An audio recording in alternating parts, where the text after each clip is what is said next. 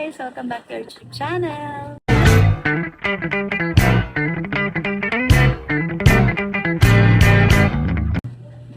And for today's video, kung nakikita nyo naman sa background ko, today ay naglalaba tayo. Yes, you heard it right. Maglalaba tayo for today's video and today is Sunday. Pag Sunday kasi guys, naglalaba talaga ako after ng church. So ayan, dalawang washing. Dalawang washing talagang ginagamit ko para, tas dito na rin ako magbabanlaw. And habang naggagawa ko ng mga ng mga ganyan-ganyan, nandito yung mga gadget ko para makanood. Buti nga di masyadong mainit ngayon. Kasi, pag mainit sobra, di ko kinakaya. Pumapasok ako sa kwarto. Para magpa-aircon syempre. And, ang tagal kong di nag-vlog. Kasi minsan wala akong maisip, ano bang iba-vlog, di ba? Walang content, walang ma-content. Kasi syempre, hindi naman tayo ganun kasikat. So, tinatry lang natin yung best natin to earn money dito sa YouTube kahit papaano. Not to be famous. Kasi yung famous, marami ng famous eh. Hindi man tayo nagpapa-famous. Yung kita lang tayo, okay na tayo. So, guys, please wag nyong skip yung ads dito. Subscribe lang, tsaka tulong lang, watch hours lang. Yun talaga yung pinaka-importante as a vlogger, na yung watch hours ang pinaka-importante. So, makikita mo, nandito kasi ako sa dirty kitchen namin na pagka ganun mo, nandun ka na sa kwarto. So, kaya magulo, kaya ganito siya. So, pagpasensyahan nyo na pag yumaman ako, papaayos ko to. So, yun, update ko kayo later. Bye! Ayun guys, nanonood naman ako ng vlog ni Johannes and Jan. So, support lang. Siya marami na tong subscriber sa YouTube. Ako pangarap ko yung kahit mo 100,000 lang. Nasa 4.9k pa lang kami. Eh yung anak ko kasi ang tamad. Tsaka hindi ako makaisip ng magandang tag dito.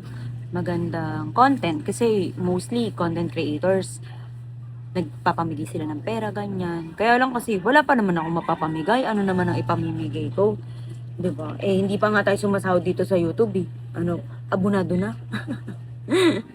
So yun lang, parang kailan kaya tayo sasahod? Para makapagpag-giveaway, naman, I'm watching Alex Gonzaga vlog. Yung, nag-house tour siya. Alam niyo guys, pangarap ko rin yun mag-house tour. Eh, kasi paano mag-house tour? Di ko naman to house. This is my parents' house. Parang pamana ng lola ko. Tapos pinagawa nila para parang thankful din naman ako kasi may sarili kami bahay. Ang hirap kaya umupa guys sa panahon yun, mahal ang kuryente, tubig, kuryente, ilaw, pares lang pala. Tapos upa ka pa. Diba? Yan sakit sa ulo, diba? So yun, thankful and blessed because I have my parents na supportive sa lahat ng bagay, sa kagagahan ko. Sa lahat naman ng mga kapatid ko, supportive naman sila. In terms of pera and everything. Pera or parang emotional support kasama na din. So nandito na ako nagbabanlaw. Banlawan time na. Ayoko magkusot-kusot, dahil hindi tayo para magkusot. Kasi nasira na yung washing kong automatic. Sino ba pwede sa akin sponsor ng washing na automatic? LG baka naman. Ang ganda kasi ng LG. Dati kong washing LG. Kaya lang nagkaroon siya ng problema kasi kinalawang yung parang pinaka-body ng washing. Dahil nababasa. Tapos at the same time before, may asa pa akong lalaki si Pepero. Sumalangit namatay na siya. Di ba pag ang mga boys na dogs umiihi taas yung pa. So yun. Kaya ito, nakikiwashing tayo sa washing ng nanay ko. Na sana hindi masira.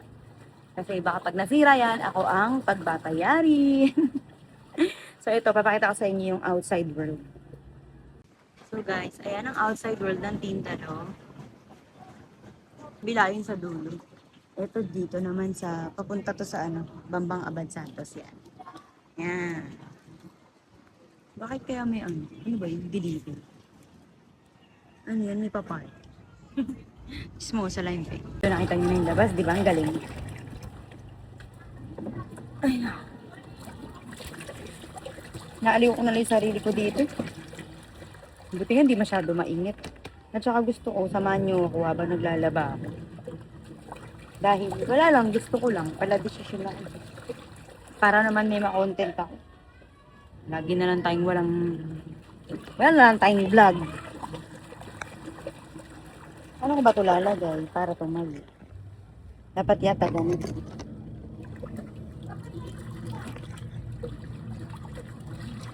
Tama ba? Ayan, napwesto na natin.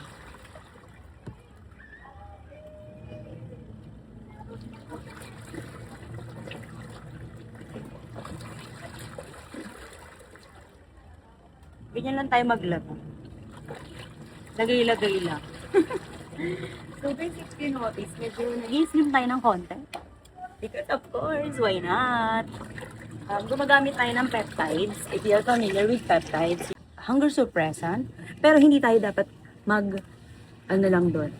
mag-base doon. So, mag-exercise ka rin, less din yung mga foods na ini-intake mo. Make sure na it's healthy.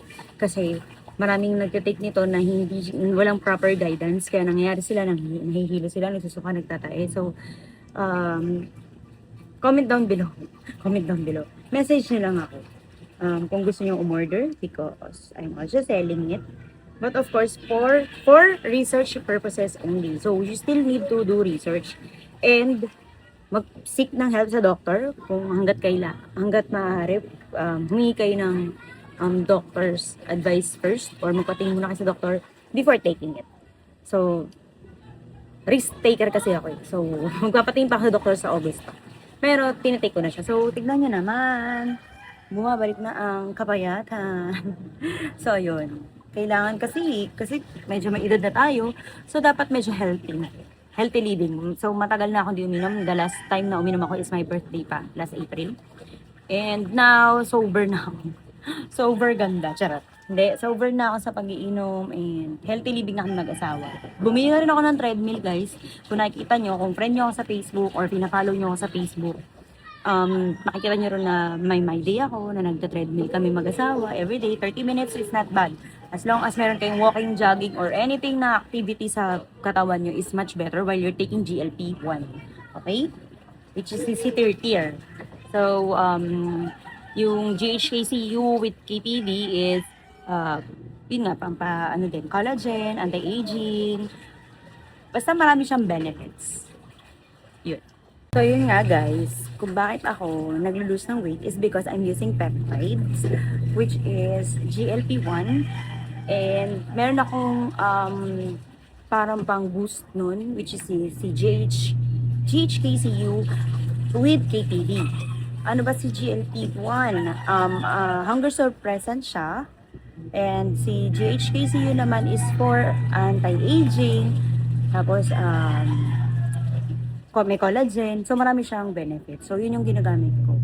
And, yun nga, nakakaganda si TRTR kahit papaano. Nakaka-help siya mag-boost ng confidence ng isang tao na lalo na pag bulok shoes. Guys, alam niyo na tayo matapos. Nasa pangalawa na tayong banlaw. Usually, ginagawa ko 3 banlaw. Wala lang. Kasi, hindi nga ako nagkakamay ng banlaw. Kaya, dapat 3. Max 7 sa 2. Pero ano kasi, okay naman. Sa babanlawan. The important thing is, mababanlawan ang ating damit for the day is very good. Yeah. I'm done watching my favorite vloggers. So ngayon, manonood naman ako ng My Royal Nemesis sa Netflix. While naglalaba. Diba ganyan eh? Tapos naglalaro yung isang phone. Very good. Update lang guys. Malapit na tayo matapos. Nakapagkon na ako dito. Konti na lang. Natapos na, yes. Makapag-relax na sa taas. Ano ba talaga yung panahon? Pati ako nalilito eh. Ulan ba? Araw ba? Trainers na lang ako dito. Buti nga, hindi masyado mainit. Mamaya magsasampay na tayo. Konti. So, update lang guys, magsasampay na tayo. Ito, meron na tayong isang basket dito na pwede natin isampay. Tapos, tignan mo yung panahon, umaraw na naman. So, nalito na talaga ako. Ilan comment down below.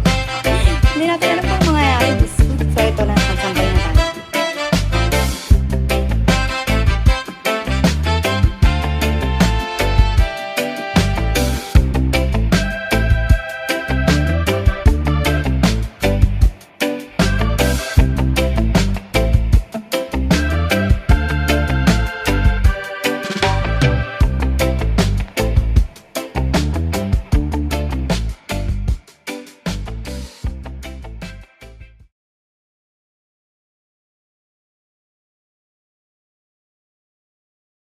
So guys, we're done for the day. Tapos na tayo maglaba ha. So I hope you like this video.